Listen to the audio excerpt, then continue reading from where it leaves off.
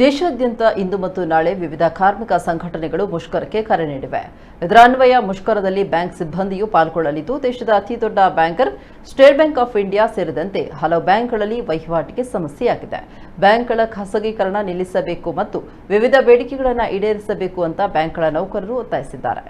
ಇತರ ಸಂಘಟನೆಗಳು ಮುಷ್ಕರ ಕರೆಗೆ ಒಗ್ಗೂಡಿದ್ದು, ಸರ್ಕಾರ ಖಾಸಗೀಕರಣವನ್ನು ನಿಲ್ಲಿಸಬೇಕು, ಉದ್ಯೋಗ ಖಾತ್ರಿ ವೇತನ ಹೆಚ್ಚಿಸಬೇಕು ಮತ್ತು ಗುತ್ತಿಗೆ ನೌಕರರನ್ನು ಕಾಯಂಗೊಳಿಸಬೇಕು ಅಂತ ಆಗ್ರಹಿಸಿವೆ.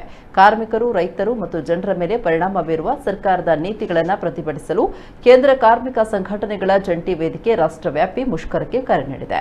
ಎಸ್ಮಾ ಬೆದರಿಕೆಯ ನಡುವೆಯೂ ರಸ್ತೆ ಸಾರಿಗೆ ನೌಕರರು ಮತ್ತು ವಿದ್ಯುತ್ ಕಾರ್ಮಿಕರು ಮುಷ್ಕರದಲ್ಲಿ ಪಾಲ್ಗೊಳ್ಳಲು ನಿರ್ಧರಿಸಿದ್ದಾರೆ ಅಂತ ಹೇಳಿಕೆ ತಿಳಿಸಿದೆ. ಬ್ಯಾಂಕಿಂಗ್ ಮತ್ತು ವಿಮೆ ಸೇರಿದಂತೆ ಹಣಕಾಸು ವಲಯಗಳು ಮುಷ್ಕರಕ್ಕೆ ಸೇರುತ್ತಿವೆ ಅಂತ ಅದು ಹೇಳಿದೆ. ಆರ್ಬಿಎಲ್ ಸೇರಿದಂತೆ ಕೆಲ ಖಾಸಗಿ ಬ್ಯಾಂಕ್ಗಳ ನೌಕರರ ಸಂಘಟನೆಗಳು ಈ ಮುಷ್ಕರಕ್ಕೆ ಬೆಂಬಲವನ್ನು ಸೂಚಿಸಿವೆ.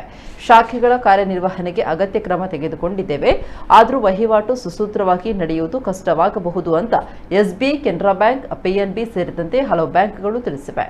ಇನ್ನು ಮಂಗಳೂರಿನಲ್ಲೂ ಕೂಡ ಬ್ಯಾಂಕ್ಗಳು ಮುಷ್ಕರ ನಡೆಸಿವೆ.